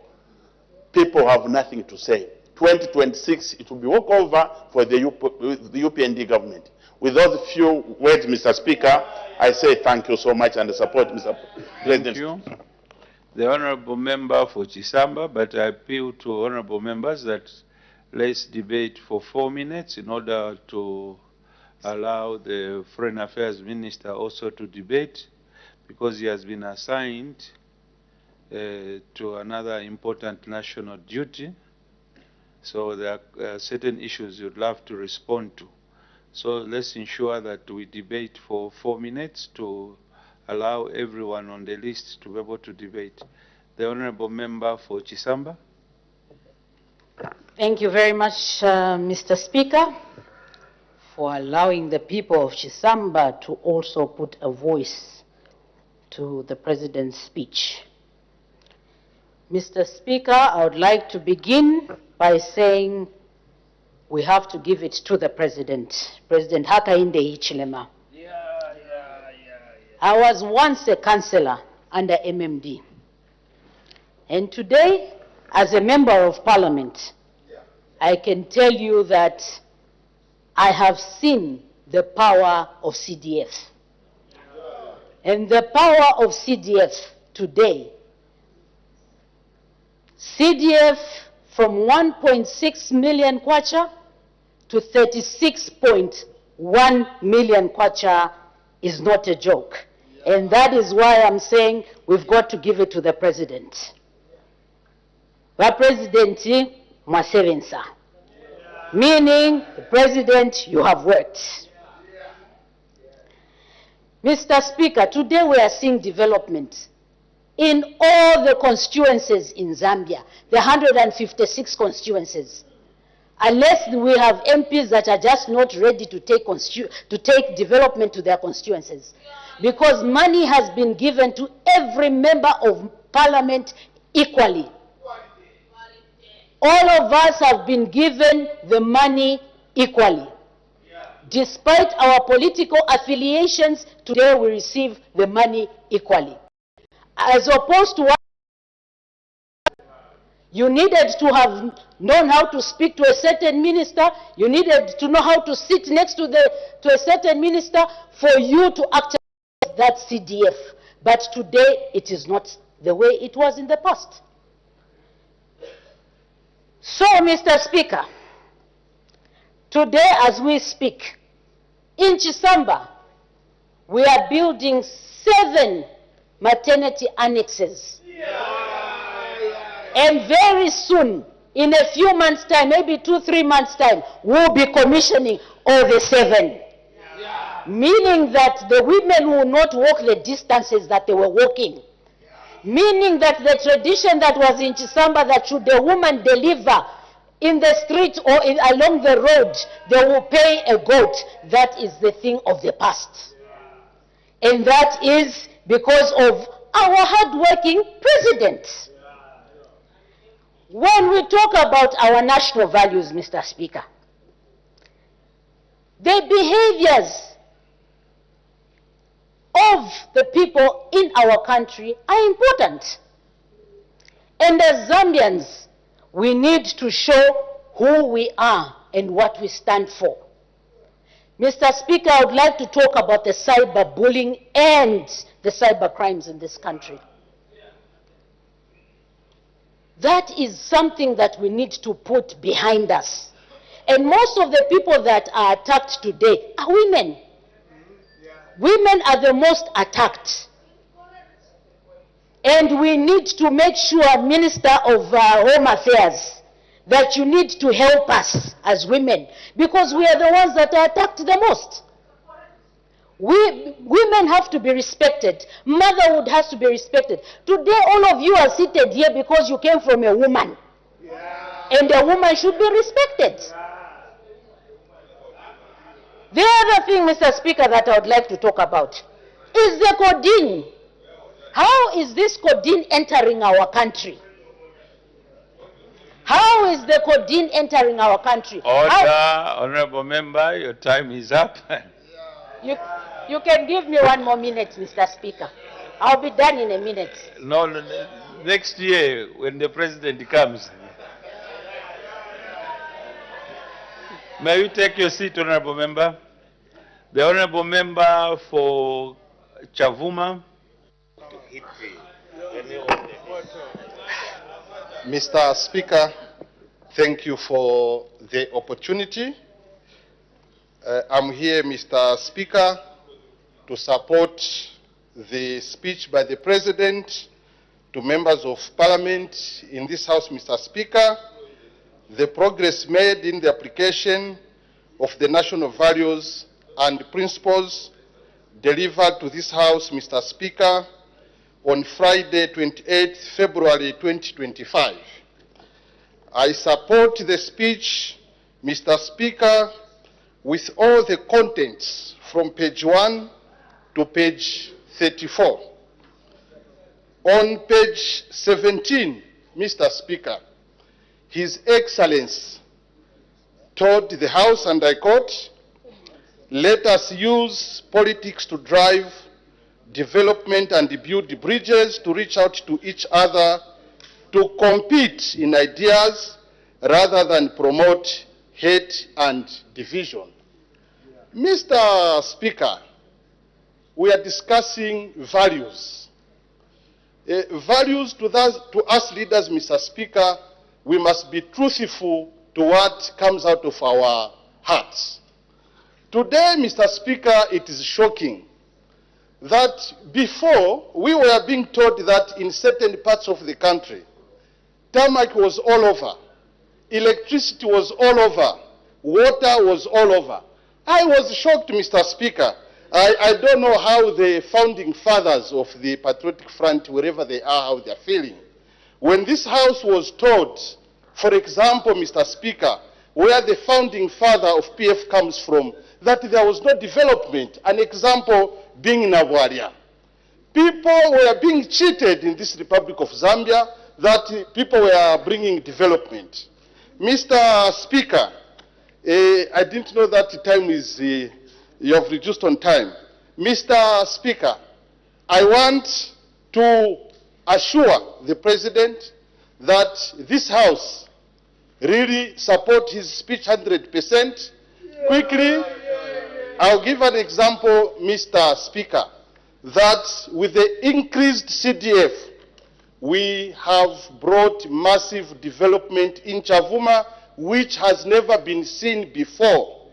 And even those political enemies, Mr. Speaker, who feel they can compete. The Honorable Member of Parliament standing here, I want to assure them that they are wasting their time. Because, Mr. Speaker, I'm more than ready to face them and to sort them out. Mr. Speaker, His Excellency the President. Now you are campaigning to wrong voters. Mr. Speaker, His Excellency the President told this House, and I agree with him, that his administration has brought real democracy. Today, citizens are free to criticize the government and no one is attacking them. They are free to insult the president. They are free to insult our administration.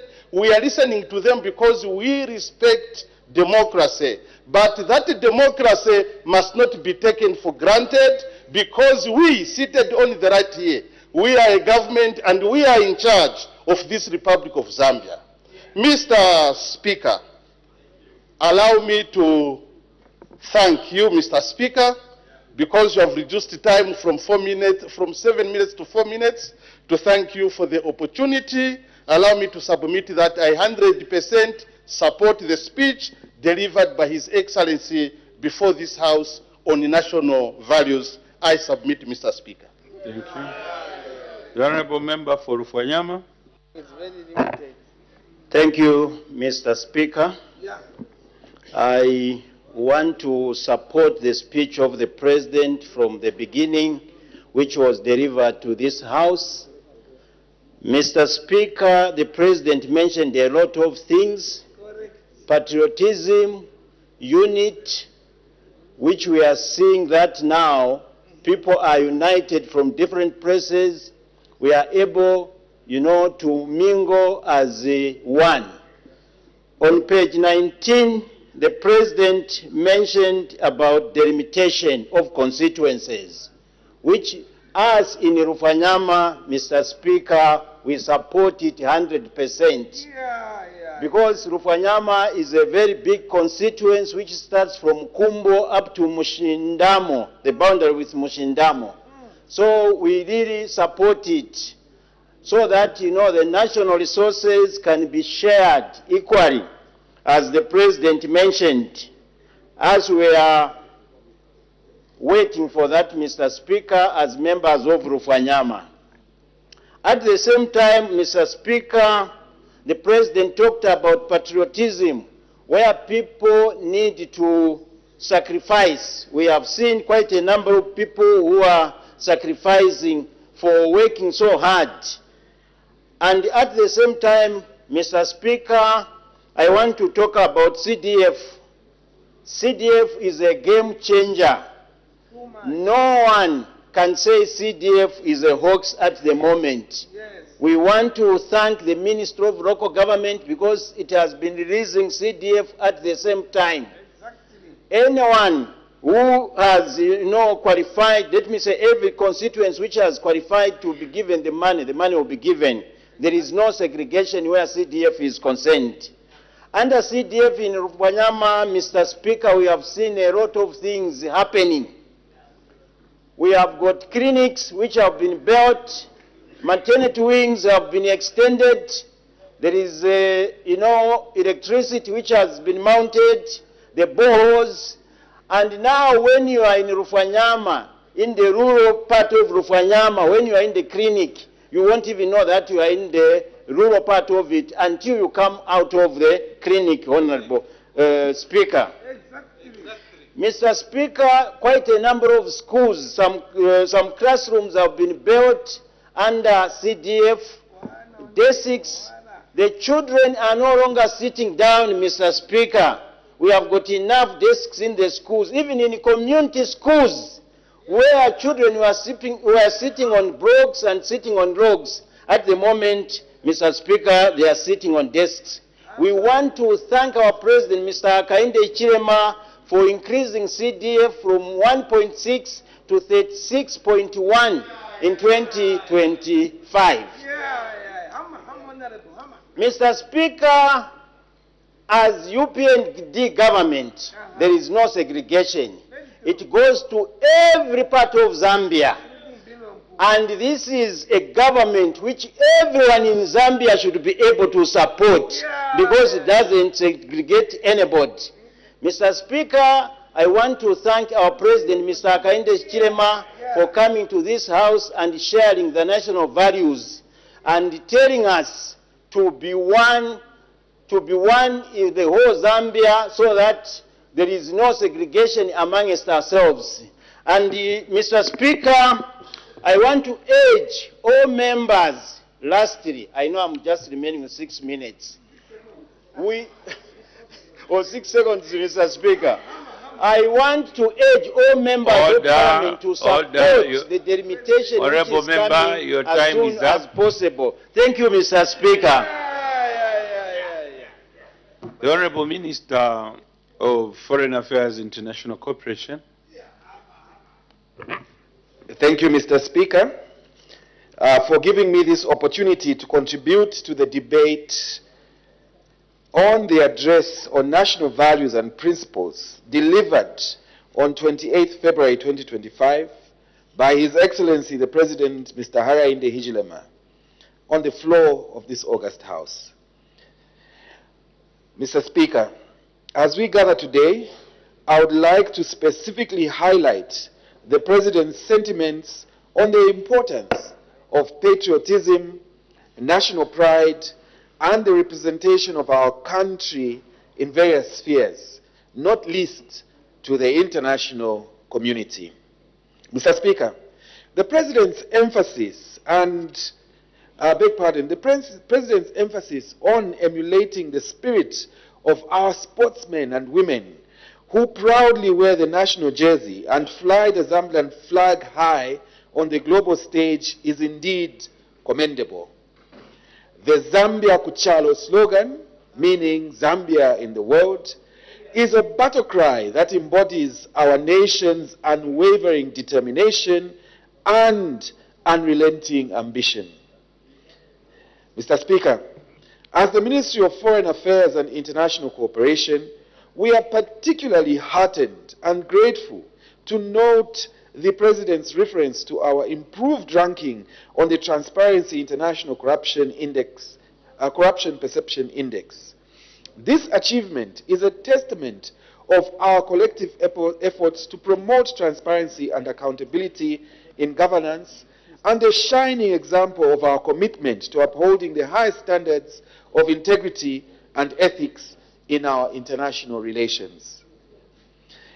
I would also like to acknowledge the President's concern about the growing incidences of cybercrimes and cyberbullying, particularly against women and girls. As we navigate the complexities of the digital age, it is imperative that we prioritize the safety and security of our citizens online, and our efforts to strengthen legislation on cybersecurity and cybercrimes will undoubtedly contribute to a safer online environment, not only for Zambians, very importantly from our perspective, but also that of our international partners. Mr. Speaker, the commendations will continue. Allow me in this regard to commend the President on the emphasis he placed on the promotion of our national symbols. I wish to highlight the remarkable impact of our efforts as the Ministry of Foreign Affairs and International Cooperation to promote our national values and principles among Zambians in the diaspora. Our missions abroad have been tirelessly sensitizing Zambians living in the diaspora on the importance of national symbols such as the national flag, the national anthem, and the coat of arms. This initiative has yielded remarkable results, as many Zambians in the diaspora have expressed pride in being Zambian and have maintained their culture and identity with unwavering dedication. Zambia Kuchalo, indeed, I repeat, Mr. Speaker, Zambia to the world or in the world. Mr. Speaker, we have seen numerous examples of Zambians abroad proudly displaying the national flag, singing the national anthem with passion, and explaining the significance of our national symbols to their children and friends. This sense of national pride has not only promoted a sense of belonging among Zambians abroad, but has also served as a catalyst for cultural exchange and understanding between Zambians and citizens of other nations. I can attest, Mr. Speaker, to the 60th anniversary celebrations that took place in many of our missions, and these were part of our showing the world out there that Zambia is indeed unique and worthy of celebration. Mr. Speaker, the President's address to this August House underscores that national pride, Zambia Kuchalo. Mr. Speaker, in the realm of foreign relations, we recognize the critical importance of promoting Zambia's national values and principles on the global stage. Under the leadership of our able President, Mr. Hakainde Hichilema, Zambia has intensified its diplomatic engagements, ensuring that our foreign policy aligns with the economic interests, fostering trade and investment opportunities, and advocating for global partnerships that support growth, climate resilient, and economic transformation. His engagements with world leaders, institutions, and investors have opened doors for enhanced cooperation, positioning Zambia as a credible and strategic partner in global affairs. We therefore have a duty to emulate the President's commitment to diplomacy by strengthening Zambia's presence in regional and international engagements. Mr. Speaker, we will continue to foster partnerships that drive sustainable development, promote national interests, and uphold peace, security, and cooperation. We will continue to engage with the international community, fostering partnerships that advance our nation's interests and promote peace, security, and cooperation. We will remain committed to upholding the highest standards of patriotism, national pride, and integrity in our international relations, as we have been guided by the President in his address to this House. We are the only Zambians that exist, and we can only push the interests of our countries through this national pride. Let's remember that. Mr. Speaker, in conclusion, I would like to reiterate that as Zambia forges ahead in this dynamic global landscape, we will leverage diplomacy to enhance trade, attract investment, and secure a better future for all Zambians. It is partly through these engagements that we will ensure the realization of Zambia's Vision 2063 and aspirations of our people. Mr. Speaker, we, without question and without doubt, support the motion on the floor. Zambia Kuchalo. I thank you, Mr. Speaker. Thank you. Her Honor, the Vice President, adjournment.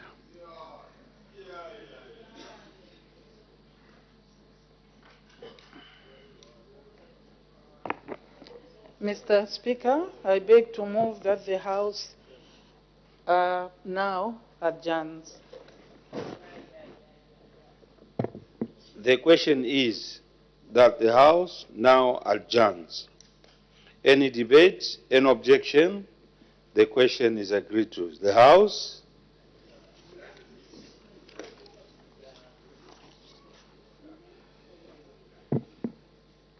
is now adjourned.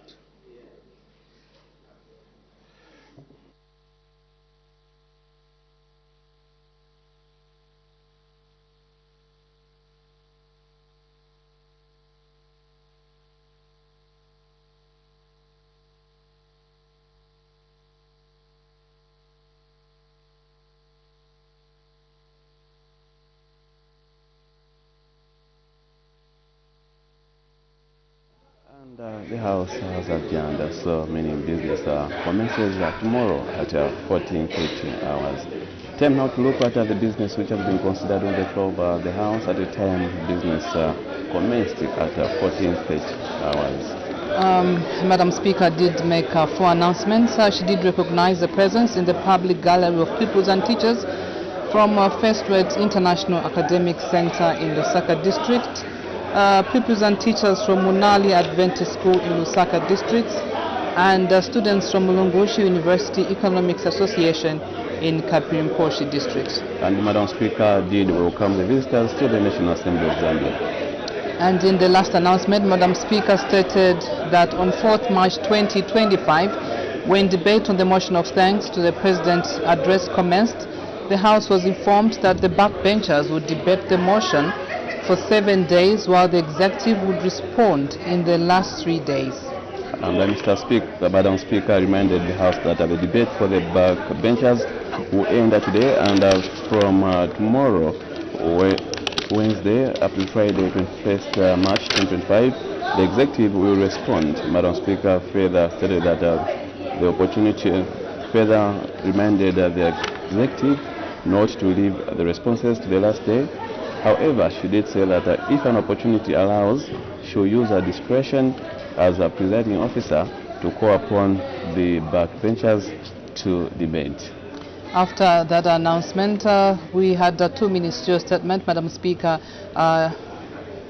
did permit 2 ministers to make ministerial statements. The first one did come from the Minister of Mines and Minerals Development on the statistics on the government's financial support to small-scale miners issued with mining licenses. And so the minister did say that the statement follows a directive by Honorable Madam Speaker arising from a supplementary question raised by Mr. Christopher Kangombe, Member of Parliament for Kamfinsa Parliamentary Constituency in Kitwe, that's the Copperbelt Province. So the minister did say that the artisanal and small-scale mining subsector has considerably grown in the recent past and is not only a source of livelihoods of our people, but also contributes significantly to the country's socio-economic development. The minister did add that the government has therefore identified the subsector to have the high potential to increase its contribution to the mainstream national economy as well as the revenue and wealth creation. And so the minister did say that through his ministry, that's the Ministry of Mines and Minerals Development, government working in a multi-sectoral approach has undertaken measures to support the artisanal and small-scale mines in various ways. And we'll just list some of the interventions that the minister did point out. He did talk about access to finance to the artisanal and small-scale miners, access to markets. The minister also added that licensing, capacity building and training as one of the interventions that government has taken into consideration. All right, and so in conclusion, he did reiterate that government is fully committed to ensuring that Zambians benefit from the mineral resources through increased participation in the mining sector by addressing the challenges faced by the artisanal and small-scale miners. Government seeks to realize the full potential of the subsector to contribute to the economic growth of the country. That's just a brief of the ministerial statement that was delivered by the Minister of Mines and Minerals Development, Honorable Paul Kavuswe. After that ministerial statement, the Minister of Finance and National Planning, Dr. Stumbeko Msokotwani, also did update the nation on the performance of the economy as at 31st January 2025. The minister began by saying that 2024 was a challenging year on many fronts that's arising from the drought experienced, and that despite the challenges experienced, government has made notable strides towards ensuring the country remains resilient and sustain the growth which has been achieved a couple of years back. And the minister did state that in view of the drought situation, the government revised the 2024 projection towards for real gross domestic product (GDP) growth to 2.3% from 4.8% announced during the 2024 budget presentation. He added that over the first 3 quarters of the year, growth averaged 2.1% quarter, notwithstanding the challenges in agriculture and energy. The minister stated that the economic performance in 2024 suggests that the economy is robust and resilient. And under physical performance, the minister did say that total revenues and grants during the period under review, the Treasury collected a total of 152.6 billion in revenues and grants, which was above the budgetary target of 149.8 billion by 5.6%, and that the tax revenue amounted to 118.8 billion kwacha against the target of 114.8 billion, reflecting a positive variance of 3.5%. The minister stated that the average annual inflation rose to 14.96% in 2024 from an average of 10.9% in 2023. He did say that the rise in inflation is an effect of the drought experienced in 2024. And as regards the exchange rate, the minister said that the kwacha traded at 27.88 kwacha per US dollar at the close of 2024 from 25.71 kwacha at the close of 2023, representing an annual depreciation of 8.4%. And this was mainly attributed to subdued supply amid elevated demand pressures exacerbated by high imports of food and energy following reduced output due to the drought. In addition, a broad appreciation of the US dollar contributed to a weaker kwacha. The minister further stated that Zambia has achieved a major milestone in its debt restructuring efforts. Over the 13.34 billion kwacha, a total of 90% has been reached in the agreement in principle with creditors. The minister added that an agreement in principle refers to a mutual understanding between parties over the fundamental terms and the conditions of a deal prior to finalizing the detailed legal documentation. So that's just a brief of the two ministerial statements that were delivered on the floor of the House, and we move on to look at some of the questions for oral answer understanding order number 80 that were considered on the floor of the House. Question 259 did come from Ms. Nakaponda of Isoka constituency. She did ask the Minister of Water Development and Sanitation whether the government has any plans to establish a commercial water utility company in Muchinga province for purposes of enhancing service delivery. And the Minister of Water Development and Sanitation did say that government does not have immediate plans to establish a commercial water utility company in Muchinga, simply because Muchinga is being serviced by Chambishi Water and Sanitation Company. In the other part of the question, Ms. Nakaponda wanted to find out what the time frame for the completion of the project is. And in response, the minister did say that the ongoing infrastructure investment are expected to enhance service delivery. So infrastructure investment is already there, which is expected to enhance service delivery. So that's question 259 that was considered on the floor of the House. Question 260 did come from Mr. Yota Mutaya Chalo, Chairman of the Member of Parliament, who did ask the Minister of Energy whether the government has any plans to resume the importation of electricity from Malawi to supply to Chama and Lundaza district. And in response, the minister did say that government has got no plans to resume the importation of electricity from Malawi to supply power to Chama and Lundaza district. And the minister did attribute this to the reason that these two districts are already connected to the national grid. Mr. Mulunda of Siavonga constituency did ask the Minister of Local Government and Rural Development whether government has plans to rehabilitate township roads in Siavonga district. And the minister did say that government does have plans to rehabilitate township roads in Siavonga district as and when funds are made available.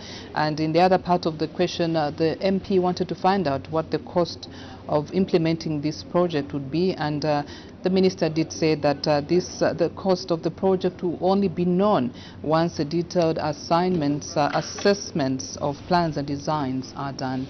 And question 262 lapsed because the Member of Parliament for Chitambo constituency, who was supposed to ask this question, was not in the House at the time that this question came up for consideration. So in total, the House considered 4 questions for oral answer understanding order number 80.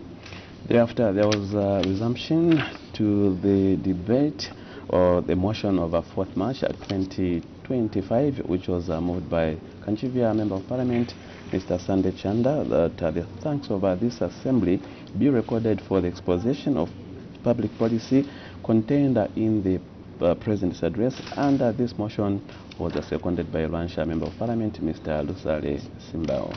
And we also mention that 2 members of Parliament have been suspended for a period of 7 days. That's the Nakonde Member of Parliament, Mr. Lucas Simumba, and Mpika Member of Parliament, Mr. Francis Kapyanga. They've been suspended for a period of 7 days for disorderly conduct. And so when the question was put by the second Deputy Speaker whether the two be suspended, there was a division. And so members of Parliament did vote electronically, and the ayes were 59, the noes were 18. And this means that the 2 members have since been suspended from today, Tuesday, 18th March, until, in the next 7 days, that is. I'm being distracted. All right, and so that ends today's business. That's the business that was considered on the floor of the House. Joe. Yes, indeed, Claude. So this is the business which was transacted on the floor of the House today, 18th March 2025. And thank you so much for tuning in to Parliament TV, the only station dedicated to bringing Parliament closer to you. On behalf of my co-presenter, Claudette Jonga, and everyone in the control room was making sure that you were following the live proceedings on your favorite channel, Parliament TV. I am Joe Muyunda Akatama, present viewing.